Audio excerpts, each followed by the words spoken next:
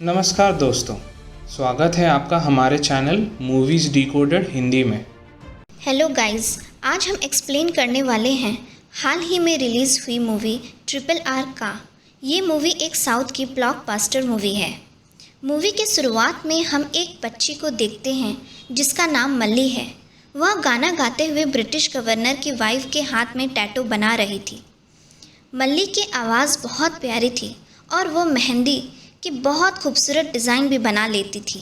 जब British governor Scott जब जंगली जानवरों का शिकार करके आता है तो उसकी बीवी उसे कहती है कि मैं इस लड़की को अपने साथ लेकर जाऊंगी, जिसके बाद स्कॉट अपने आदमियों को कहकर मल्ली की मां को कुछ पैसे दे देता है। मल्ली के गांव वालों को लगता है कि यह पैसा उसके काम से इम्प्रेस्ड होकर इनाम के तौर पर दिया गया है, लेकिन वो मल्ली को ज़बरदस्ती अपने साथ ले जाने लगता है। और जब मल्ली की माँ उसे रोकने की कोशिश करती है तो एक अंग्रेज़ सिपाही उस पर बंदूक टांग देता है, जिस पर स्कॉट कहता है कि इस बंदूक की गोली इंग्लैंड की कंपनी पे बनकर 7 समुंदर पार करके आई है, इसकी कीमत इस जंगली के झाल से भी ज़्यादा है। जिसके बाद वो सिपाही पास में पड़े बांस के टुकड़े को उठाकर मल्ली के माँ के सर पर मार देता है और वह बेचारी वहीं पर मर जाती है।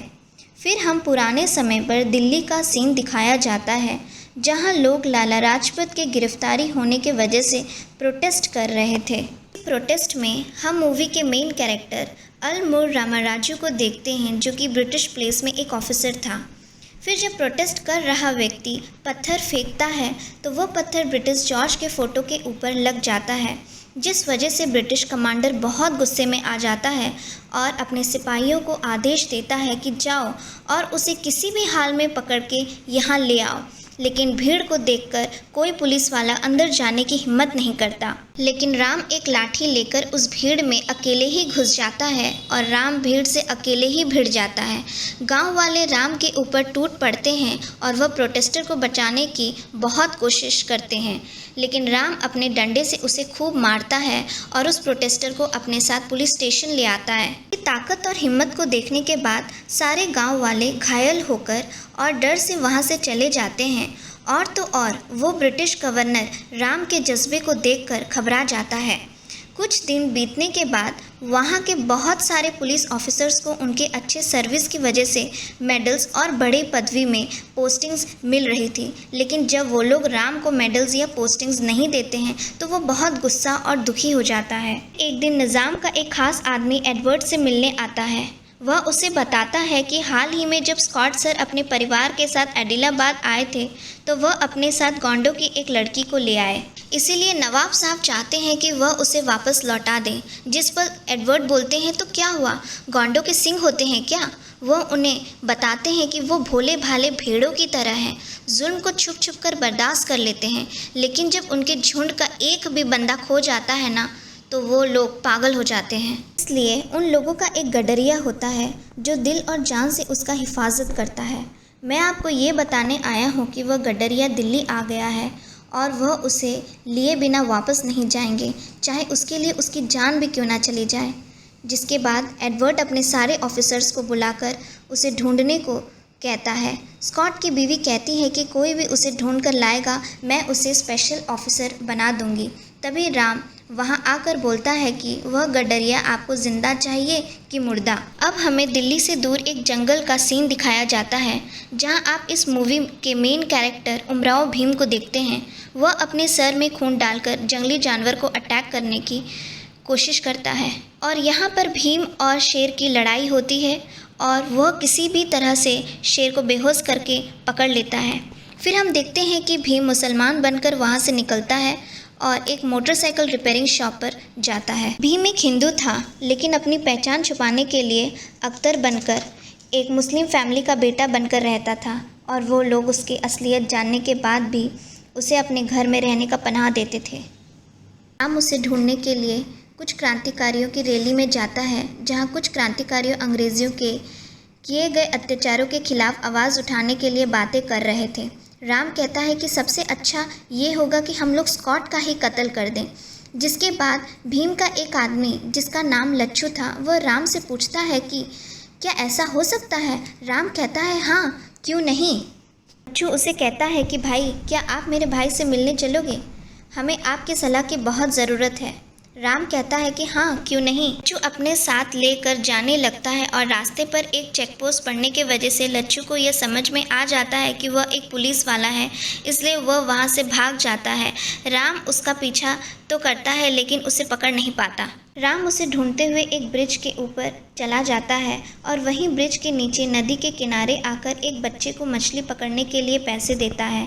और तब ब्रिज पे जा रही एक ट्रेन में आग लग जाती है और ट्रेन के डिब्बों में ब्लास्ट होने की वजह से ट्रेन के डिब्बे नदी में नीचे गिरने लगते हैं, जहाँ वो बच्चा मछली पकड़ रहा होता है। जब राम और अख्तर की नज़र बच्चे पर पड़ती है तो वह उसे बचाने के लिए बेचैन होने लगते हैं।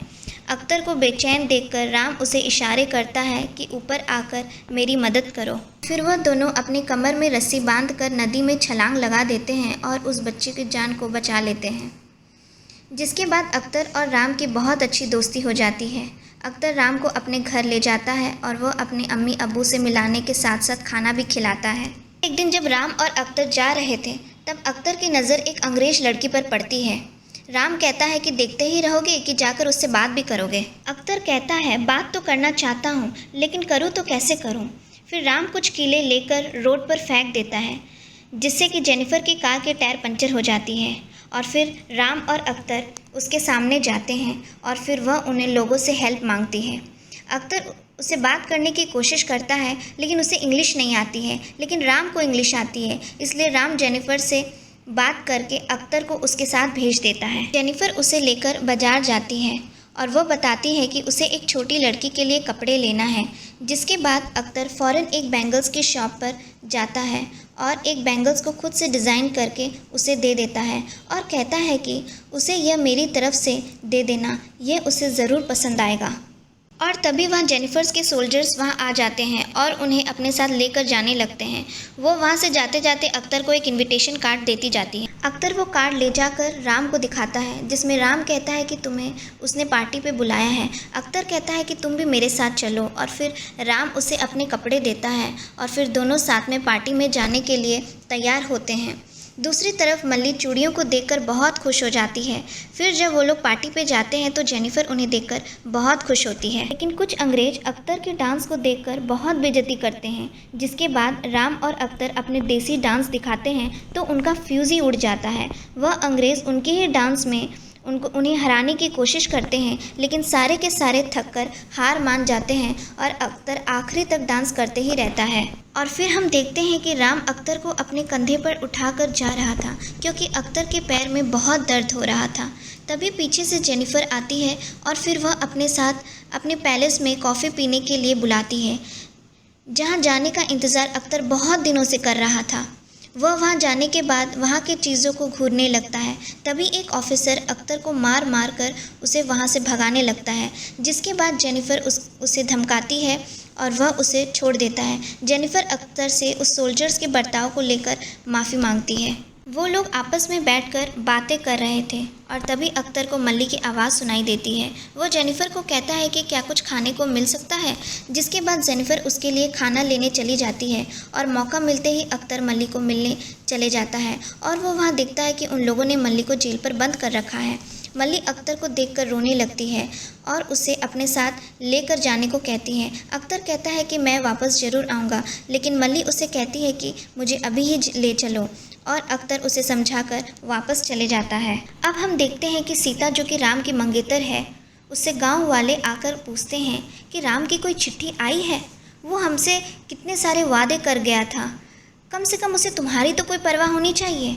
फिर हम देखते हैं कि लच्छू को राम पकड़कर बहुत मारता है ताकि वो उसे भीम के बारे में बता सके, लेकिन वो बोलता है कि मैं तुम्हारी तरह अंग्रेज़ों के तलवे नहीं चाटता, मैं मर जाऊंगा लेकिन अपनी भाई के बारे में तुम्हें कुछ नहीं बताऊंगा। फिर जब राम वहाँ से जाता है तो वहाँ एक सांप आ जाता है जिसे लच्छू पकड़ लेता है और जब राम दोबारा उसे मारने के लिए आता है तो वो उस सांप को राम के ऊपर फेंक देता है और वो सब राम को काट देता है। लच्छू कहता है कि कोबरा के काटने से तुम्हारी 1 घंटे के अंदर अंदर मौत हो जाएगी। इसके बाद राम लच्छू की रस्सी को काट देता है और उसे छोड़कर अख्तर से मिलने चले जाता है।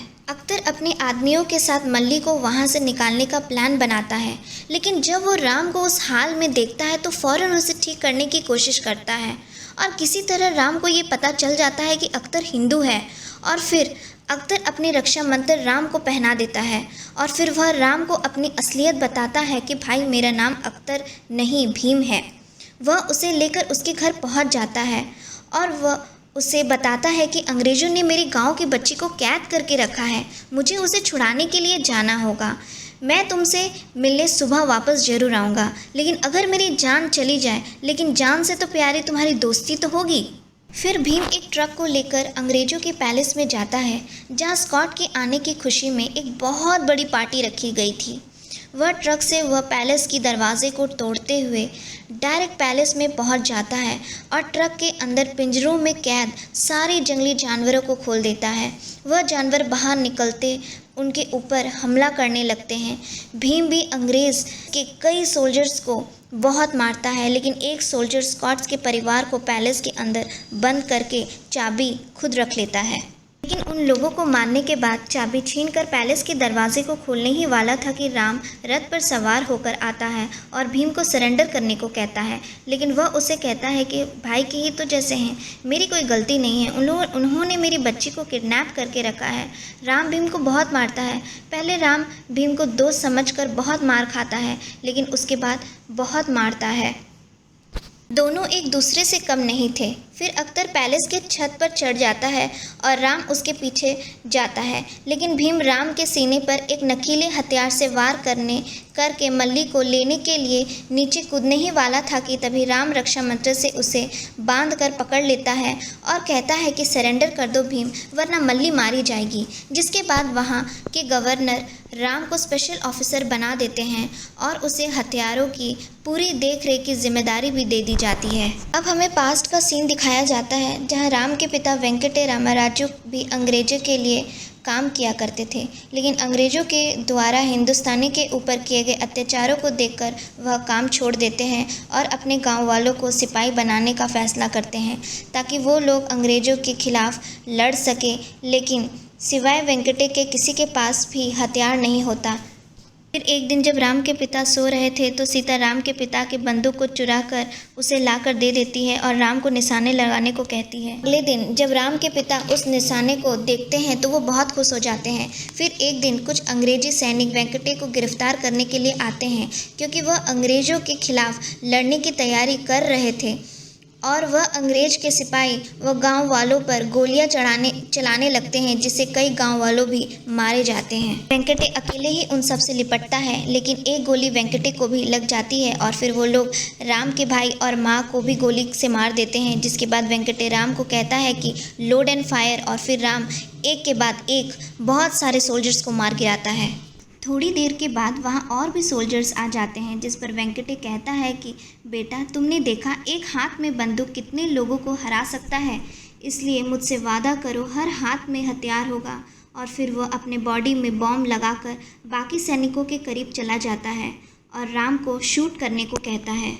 और जब राम शूट करता है तो वेंकटे के शरीर में लगा बॉम्ब ब्लास्ट हो जाता है और वह सारे अंग्रेज के सोल्जर्स मारे जाते हैं। फिर हमें प्रेजेंट डे सीन दिखाया जाता है जहां स्कॉट की बीवी उसे कहती है कि मैं उसे खून से लथपथ देखना चाहती हूं और उसे घुटने टेक कर माफ़ी मंगवाना चाहती हूं। कोई भी हिंदुस्तानी दोबारा बगावत करने की कोशिश ना करे।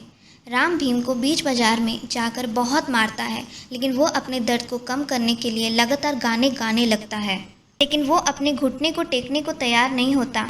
जिसके बाद स्कॉट की बीवी राम को एक कीले लगे हुए चुंबक देती है और कहती है कि मुझे खून से भरी नदी देखना है, और फिर राम उसे घुटने टेकने को कहता है। भीम को गाना गाते हुए और मार खाते देखने के बाद वहाँ खड़ी भीड़ उन लोगों के ऊपर हमला कर देती है। जिसके बाद राम भीम को बचाकर एक वैन में बैठा देता है और वहाँ से लेकर चला जाता है। फिर रात को राम वापस उसी जगह पे जाता है जहाँ पर भीम का खून गिरा था, और फिर वहाँ राम के वो चाचा वहाँ आते हैं जो उनके पिता के समय से ब्रिटिश के लिए काम किया करते थे और ब्रिटिशर्स के अंदर की खबर उन लोगों तक पहुंचाया करते थे। वो कहते हैं कि इस बार बंदूक की कंसाइनमेंट की डिलीवरी के लिए तुम्हें चुना गया है, लेकिन राम कहता है कि वह नहीं जा सकता है क्योंकि परसों सुबह भीम की फांसी है और मुझे उसे बचाना है। राम के चाचा उसको समझाने की बहुत कोशिश करते हैं कि तुम जिस काम के लिए आए हो वो काम करो, लेकिन वो नहीं मानता। दिन राम सारे बंदूक को ख़राब कर देता है जो भीम की फांसी के वक्त सोल्जर्स को दिए जाने वाले थे। और फिर जब वो लोग भीम को वहाँ से लेकर जा रहे थे जो राम को चाचा भीम को एक ब्लेड दे देते हैं और फिर राम और गवर्नर अपने कार में बैठकर फांसी वाले जगह जाने के लिए निकल जाते हैं। लेकिन स्कॉट को यह एहसास हो जाता है कि कुछ गड़बड़ है। फिर वह राम की कार पे फायर कर देता है और राम की कार की एक्सीडेंट हो जाती है और राम के पीठ पे भी नुकीली लकड़ी भी घुस जाती है। लेकिन वह किसी भी तरह खुद को बचाते हुए मल्ली को सैनिकों से बचाता है और अब भीम भी अपनी रस्सी को काटकर सिपाहियों को बहुत मारता है। बंदूक में गोली नहीं होने की वजह से वो लोग नाकामयाब हो जाते हैं। लेकिन तभी एक सिपाही बंदूक में दूसरी गोली डालकर फायर कर देता है, लेकिन राम उससे पहले ही मार देता है और भीम राम को मारकर वहाँ से मल्ली को लेकर भाग जाता है। के सिपाही भीम और उसके दोस्त अम्मी अब्बू को हर जगह तलाश कर रहे होते हैं। उन लोगों को ब्रिटिशर से बचाने के लिए दूसरे दिन जगह बदलना पड़ता है। एक दिन वो लोग सीता के गाँव में जाते हैं। पुलिस चेकिंग के लिए आती है तो सीता कहती है, साहब हमारी मदद करो, हम सबको चिक हो गया है। जिसके बाद वो लोग इन्फेक्टेड होने के डर से उस जगह को छोड़कर चले जाते हैं। फिर भीम सीता को शुक्रिया करता है। सीता भीम से कहती है उसका होने वाला पति भी ब्रिटिशर्स के लिए काम करता है, मगर उसका भी काम करने का कोई मकसद है। पर उन लोगों ने अभी उसको गिरफ्तार कर लिया है क्योंकि उन्होंने अपने एक दोस्त की मदद की थी और कल उसकी फांसी है और ब्रिटिशर्स ने उनको कहा है कि 2 दिन के बाद उसकी लाश को लेने आ जाना। जिसके बाद भीम सीता के गले में ठीक वैसे ही लॉकेट को देखता है जैसे राम के गले में था। भीम समझ जाता है कि सीता ही राम की होने वाली बीवी है। सीता भीम को राम के सारे बलिदान और मकसद के बारे में भी बोलती है। इसके बाद भीम सीता से माफ़ी मांगता है और कहता है कि आपने जो खाना इस भूखे को खिलाया है, मैं उसकी कसम खाकर कहता हूँ मैं राम को सीता के पास जरूर लेकर आऊँगा। और फिर भीम जेनिफर की मदद से उस जगह पर पहुँच जाता है जहाँ पे राम कैद था। भीम गुस्से से दरवाजे को खोलकर राम को बाहर निकालता है, लेकिन राम चल नहीं पा रहा था, इसलिए भीम उसे अपने कंधे पर उठा लेता है। यहाँ पर हमको एक ज़बरदस्त फाइट सीन देखने को मिलता है। राम के पैर तो काम नहीं कर रहा था, मगर भीम के ऊपर चढ़कर बहुत अच्छी फाइट करता है और फिर वह दोनों एक टावर पे चढ़ जाते हैं और वहाँ से कूदकर भाग जाते हैं। इधर स्कॉट का दिमाग खराब हो जाता है। वह एल्बर्ट से कहता है कि स्पेशल फोर्सेस को लेकर जाओ और उन्हें ख़त्म कर दो। भीम राम को जंगलों के बीच एक मंदिर में लेकर जाता है और वहाँ उसका इलाज कराता है। फिर जब भीम पानी पीने नदी के किनारे जाता है तो एक सिपाही उसे बंदूक से शूट करने वाला था कि तभी पीछे से राम उसे तीरों से मार देता है। राम तीरों से अंग्रेज सिपाहियों पे हमला कर देता है और वह उनके बहुत से सिपाहियों को जला देता है। दूसरी तरफ हम भीम को देखते हैं जो भाले को लेकर सभी सैनिकों को मारते जा रहा था। और तो और भीम के पास इतनी ताकत होती है कि वह पूरी मोटरसाइकिल को खिलौने की तरह उठाकर एडवर्ड की तरफ फेंक देता है और अपने भाले से एडवर्ड को भी मार देता है। इसके बाद राम भीम से कहता है कि भीम इन तुच्छ राक्षसों को छोड़ो, महासुर का सिंहार करना है तो आओ। भीम अपने बाइक को स्लोप में ले जाकर उड़ा देता है और राम उसे तीर से मारकर जला देता है और बाइक जलते हुए सीधे हथियारों की गोदाम पर गिरता है, जिससे वहाँ बहुत बड़ा धमाका होता है और भीम वहाँ जाकर कुछ हथियार जमा करने लगता है। और स्कॉट देखता है कि उसकी बीवी के साथ साथ उसके सारे लोग भी मारे गए हैं। और फिर भीम वहाँ बहुत सारे हथियारों को लेकर आता है और बोलता है कि हर हाथों में हथियार होगा, जो कि राम के पिता का सपना था। फिर राम स्कॉट से बोलता है कि इंग्लैंड में बनी और 7 समुंदर पार करके आई इस बुलेट की कीमत किसी देसी की जान से बहुत ज़्यादा है। इस कीमती बुलेट को फेंक कैसे सकते हो? और फिर वह भीम से कहता है कि इसे लौटा दो और भीम स्कॉट को शूट करके मार देता है। के एंड में देखते हैं कि राम पूरे हथियारों से भरे ट्रक को लेकर सीता से मिलने जाता है और जेनिफर भी भीम को पसंद करने लगी थी। इसके साथ ये मूवी यहीं पे ख़त्म हो जाती है। उम्मीद करते हैं कि ये मूवी आपको ज़रूर पसंद आई होगी और कमेंट सेक्शंस में आप अपना सुझाव भी दे सकते हैं और सब्सक्राइब भी कर सकते हैं। Thank you.